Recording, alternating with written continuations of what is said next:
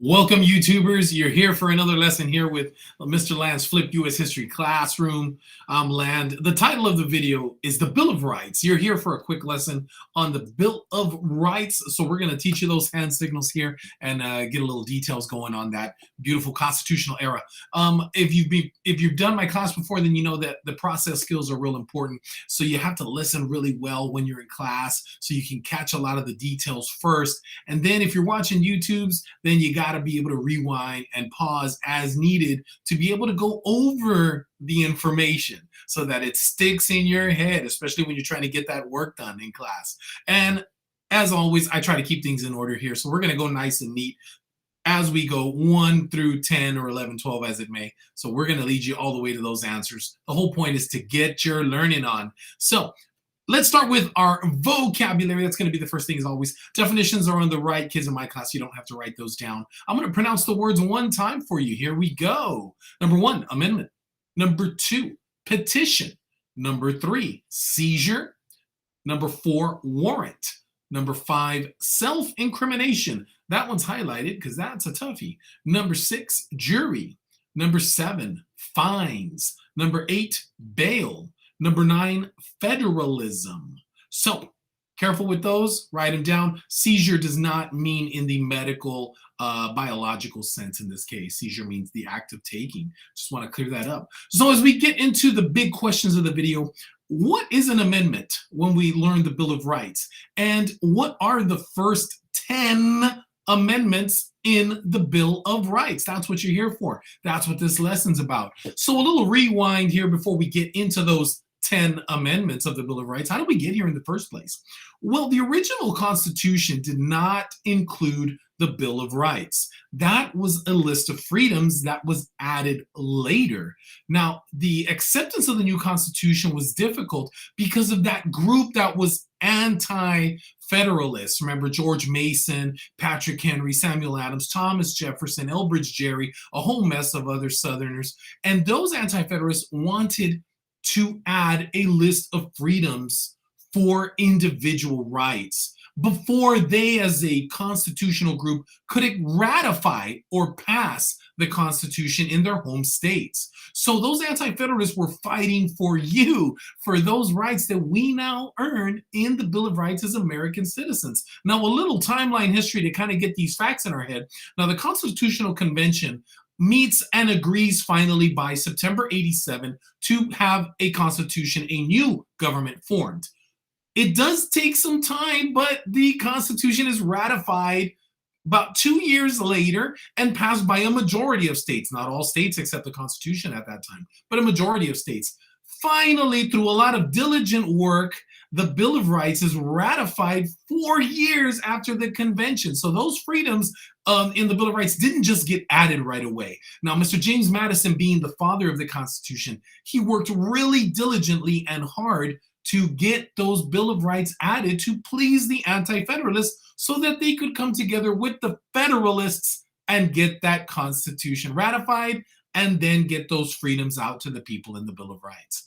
So, little history there for you. So what is an amendment? An amendment is a change or a revision / addition to the original Constitution. So when we think of a revision, you can think of an edit, right? Like on your text screen. But we can also have an addition to the Constitution, meaning let's just add something that is more necessary in our times now to make it more complete. So amendments can be added and also revised. Bill of Rights has the first 10 changes. I say that in quotes, additions. They are additions because they were added later. They were added later, 4 years after the convention. So let's learn the hand signals trick for these 10 rights. I'm gonna keep it simple for you, and we're gonna go quick, so keep up with me. Don't forget to pause and rewind and get your answers, kids. Here we go. Let's start with amendment number 1. Amendment number 1 is the big daddy of amendments. It includes 5 big freedoms. They are listed RAPPS. In class, I call them RAPS. The First Amendment is RAPS, okay? So they stand for religion. We also have assembly, freedom of religion, freedom of assembly, freedom of the press, freedom of petition, freedom to petition. And last but not least, freedom of speech. That's a biggie that we know. So this will mean that in class, I'll use the number 1 or the first finger, and this is how I'm going to use it. Now, this particular amendment is classified as a citizens' rights amendment, meaning it's a right to you. So religion, this is an easy one. I'm going to take that finger and I'm going to do something with it, and I'm going to do that number 1. Religious groups are allowed to share and promote their religious beliefs, as well as people choosing not to participate in religious services. So we have that freedom to choose or not choose religion in America. That number 1 finger, I'm going to point it up to the sky. Did you guess? Of course you did, because that's an easy. I'm going to point to the heavens because I'm going to use that to symbolize religion. Now that A, First Amendment A, assembly. What is an assembly? Well, I think of Avengers a little bit. The right to assemble as a group of people for any reason. It could be governmental, socioeconomic, political, or you just want to hang out with the friends. But it must be peaceable and you must be following the laws. I'm going to use that number 1 finger, but instead of pointing up to the sky, I'm now going to kind of go like this. Hey, let's get together and let's assemble. Avengers assemble. Now, going on to that P, First Amendment, the press. Who is the press? The right to publish information in terms of thoughts or opinions is the press. We think of media, think of a news show, think of newspapers, think of digital news, online news, magazines even. Heck, even social media is the press. So that press is going to be used as that number 1 one more time. I'm going to use that 1 finger, but literally I'm going to press. And press is going to be that media, reminding you of that media. Then we're going to go on to the next P in raps, the right to petition. This one's a tricky one a little bit, but because we don't know petition, people have the right to make a complaint or ask their government for help without fear of punishment. So you can complain to your government about something that you want done. And that is a right. That is petition. Now, I think of a petition, you probably think of a document, something that you sign, because that is generally called a petition. So I'm going to take that 1 and I'm going to write my name in the sky with my finger 1. That is a petition. Then last but not least, the freedom of speech. That one's easy. We have the right to speak our opinions, beliefs, and ideas without the fear of punishment, retaliation, or censorship. Now, careful on this one. In class, we're going to talk about what constitutes free speech and what doesn't, because there are examples of what doesn't. So I'm going to take that number 1. I'm going to put it to my mouth. Shh. Free speech. There we go. There's your First Amendment. Second Amendment. This one's a gimme. This one's a gimme because we know it. It is the right of people to keep and bear arms.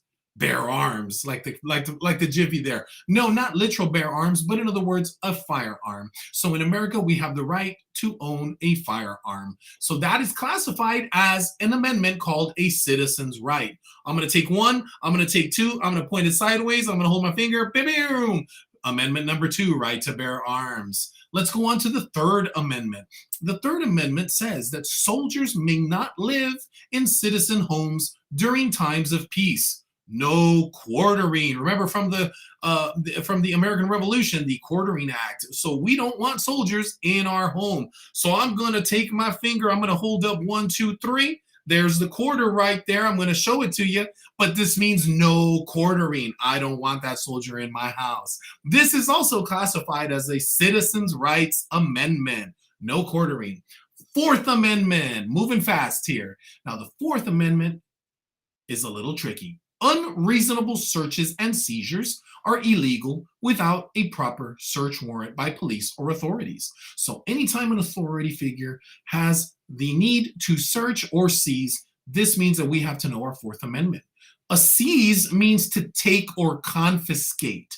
So a warrant is that document that gives that authority the right to do this to regular citizens. So this one's tricky. I'm going to hold up 1, 2, 3, 4 fingers, and I'm going to kind of curl them in. I'm going to knock, knock, knock, knock, knock. Who's knocking on your door? That's the authority. But that's not all. I'm going to take that 1, 2, 3, 4, and I'm going to now turn them into 1, 2, 3, 4, and I'm going to hold them on my eyes, and I'm going to go, I'm searching.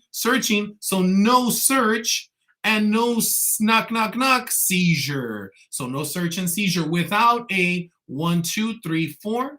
Turn those into a W. What do you need to have? The police need to have a warrant. There you go. That's the Fourth Amendment. Now the fifth, classified. This amendment is classified as a right of the accused, meaning someone is being accused of a crime. Moving on to the Fifth Amendment. Now, the Fifth Amendment says that people cannot be forced to provide information that incriminates them. So, have you ever heard the saying, I plead the fifth? One, two, three, four, five. Self incrimination is the act of making oneself sound guilty with the words you say. So I'm going to take my hand, one, two, three, four, five, and I'm going to cover my mouth. Self incrimination. I don't want to do it. Now, there is another freedom that we are guaranteed here. The Fifth Amendment also means that a person accused of a crime cannot be accused of the same crime twice. Now, there are some details in there that we'll talk in class. So I'm going to take my hand, self-incrimination, and then double jeopardy with my other five. 5 and 5, double jeopardy, boom. Moving quickly. Oh, one more time. The Fifth Amendment is classified as a right of the accused, meaning someone accused of a crime. This helps protect you. Now, the Sixth Amendment, this one's super easy. In the Sixth Amendment, if you are accused of a crime, then you have the right to a quick trial. Why? So that the authorities don't keep you in jail forever. That's why. So I'm going to take my 1, 2, 3, 4, 5, 6 finger. Notice my 1 here and my 5 here. I'm going to turn it like so. See my watch? I don't have my watch on, but there's my watch, and I'm going to point to my watch, meaning you got to go. You got to go. I need a speedy trial. Once again, this is classified as an amendment of the rights of the accused. If you've been accused of a crime, this helps protect you. Moving on to the Seventh Amendment. The Seventh Amendment says that people have a right to have their court cases heard by a jury in the courtroom. So when I think courtroom, I think judges, I think jury. Now, serving on a jury as a juror is an American responsibility that we will all go through. So that jury has 12 people in that courtroom listening to the case. So how are we going to show this with our hand signal? Well, this one's a little tricky, but it's pretty cool. So I'm going to take that 7. I'm going to kind of turn it upside down, and then I'm going to kind of turn it out right side up, and boom, there's that J. There's that J for jury. So I'm going to take that 7 amendment, boom, and then I'm going to lift it up, and there's my J to remind me of that jury. Let's go to the Eighth Amendment. The Eighth Amendment also has several parts to it. It says that a court cannot give or impose an excessive fine or penalty on someone for bail. Bail is when we are given the chance to get out of jail for a crime. That means you pay a fine, but it protects you from having to pay too much of a fine, depending on the crime. So let's use that as an example. If you were to steal a pack of gum, for instance, a fine that would be too excessive would be $1 million to get out of jail for stealing a pack of gum. But the Eighth Amendment also says that cruel and unusual punishments cannot be given to people. So that means that crimes must equal punishments, because we cannot be torturing people that have been accused of crimes. So how are we going to show this? With our fingers, we're going to go 1, 2, 3, 4, 1, 2, 3, 4, and then kind of make those little cuffs right there. You see the cuffs? You see the cuffs? So that's cruel and unusual punishment. But we also have to say that the crime must equal the punishment. See the equal sign? So 4 and 4 equals 8. This amendment is also classified as a rights of the accused, meaning protect you if you've been accused of a crime. Now, the Ninth Amendment, love this one. Rights of citizens are not limited to what is listed in the Constitution. These non-listed rights are reserved to the people. What does this mean? Well, it means simply that you have rights in the Constitution that are not listed. Imagine how big the document of the Constitution would be if it listed every single right that we could have as Americans. It would go on forever. For example, a right that you have that you may not even realize is you have the right to choose to love. So you can love someone. Another right that you may have would be to have children. Another right could be you choosing a job or a career. Now, the founding fathers didn't want to write all those lists of rights in that Constitution, so they're telling us with the Ninth Amendment, if you can think it and it's fair and acceptable, then it's a right you can have. So how do I show this? I go 1, 2, 3, 4, 5, 6, 7, 8, 9. But I'm going to turn my hand the other way, and I'm going to hide my thumb. See that thumb that's hidden? So in other words, I have Ninth Amendment. I got all these rights, but that hidden thumb means that those rights aren't listed. They are not listed in the Constitution, but they're there. I can have them. You can have them. They're just hidden. 10th Amendment, last one. This one's a biggie. The 10th Amendment. The 10th Amendment says that powers that are not given to the federal government by the Constitution belong to the states and the people. Yikes, confusing. In other words, power in American government has to be shared and divided. See the picture? See Texas? See the nation? Power in government is shared between the states and the country. So the national government shares it with all of its people. This makes it more fair and more equal to share power. Now, this idea of sharing power has a name. It's called federalism, which we'll learn in a later video.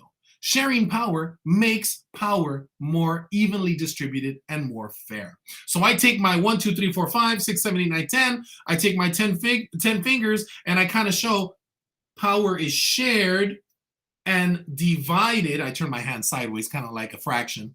Divided. And also, I basically am telling the federal government, stop. I have power. I have rights. Stop, federal government. You can't take that power from me. And that's the 10th Amendment. So did you get them? Did you get them all? Did you learn the 10? I hope you did. And I'll see you here on the next video. It's been awesome teaching you. I hope to see you on the flip. All right. Peace.